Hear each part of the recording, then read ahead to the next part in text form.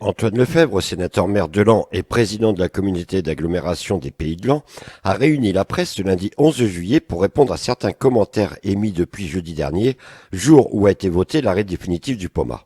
Mais quels sont ces commentaires et quelles sont les réponses de l'élu? Les réponses, c'est notamment celle au député d'Auzière qui prétend que c'est un déni de démocratie que d'avoir eu à décider de l'arrêt du POMA.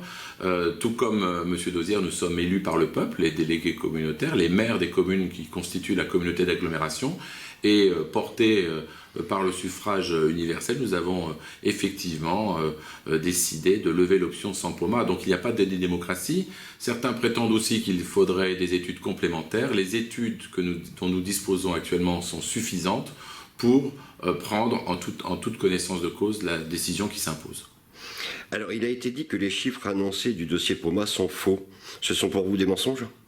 Oui, beaucoup de mensonges ou beaucoup de vérités inexactes.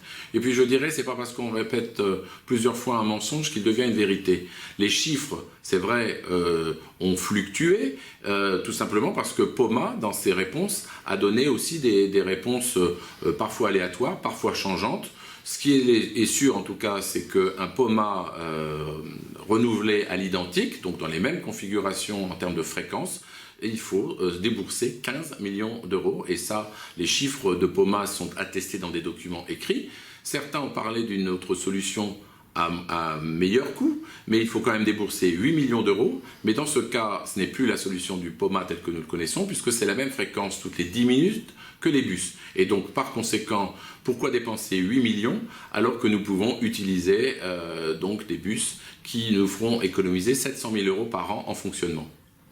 On peut dire aussi qu'il y a eu un peu de cafouillage dans les chiffres. Oui, on assume complètement cette désorganisation au niveau de la présentation des chiffres. Encore une fois, nous sommes adaptés au fur et à mesure que POMA communiquait souvent partiellement les chiffres, en omettant des fois de mettre toutes les dépenses. Par exemple, les chiffres que je vous ai indiqués sont précisés hors travaux de génie civil et hors voirie. Qu'est-ce que ça veut dire? On ne le sait pas exactement. De même qu'à aucun moment, la société POMA n'a indiqué quelle était la durée de vie de cette nouvelle pérennisation. Quand on met autant d'argent sur la table, il faut savoir pour combien de temps on reprend du service. Quels sont vos rapports actuels avec la société POMA? La société POMA, les rapports sont un peu curieux puisque finalement ils sont juges et parties. Le problème avec ce POMA, c'est que seule sa société POMA fabrique des POMA.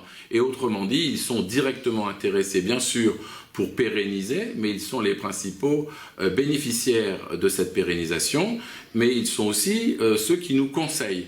Donc c'est un petit peu ambigu et il n'y a pas de concurrence en la matière, alors que la règle dans les marchés publics, c'est effectivement une grande concurrence.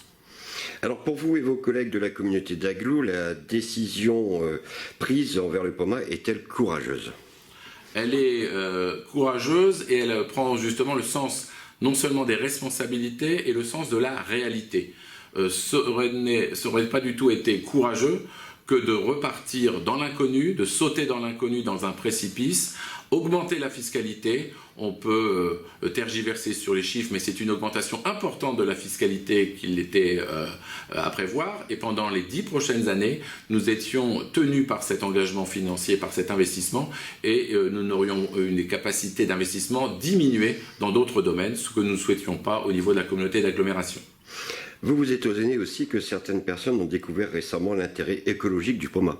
Oui, alors je sais dans ce dossier que beaucoup d'usagers du POMA, des usagers réguliers, sont complètement sincères et je comprends leur questionnement. Mais je suis très étonné de voir des personnes qui, jusqu'au début juillet, ont découvert les vertus écologiques et d'intérêt COP21, comme ils le disent, du POMA, alors que moi-même, habitant depuis toujours en ville haute, je ne les ai jamais vus dans le POMA. Mon bureau est situé à côté de la gare Hôtel de Ville. Eh bien, toutes ces personnes, ces bonnes âmes qui savent ce qui est bon pour les Lannois, nous expliquent que c'est bien, mais que c'était pas bien pour elles puisqu'elles ne l'utilisaient jamais. Alors, ça fait sourire et ça en dit long sur la sincérité de l'engagement de ces personnes. Ma dernière question, un courrier d'information va être envoyé à tous les habitants de la communauté d'Agglo. Quelle en est sa teneur? Mais la teneur, c'est effectivement donner tous les éléments techniques et financiers en notre possession. Nous expliquons dans ce courrier avec mon vice-président en charge des transports et des finances pourquoi nous avons été amenés à prendre cette décision. Encore une fois, une décision de bon sens, avec le principe de réalisme et de réalité, et surtout un grand courage pour accepter cette mutation des transports urbains, mais qui ira dans un sens de plus de services sur un réseau un peu plus étendu qu'il ne l'était jusqu'à maintenant.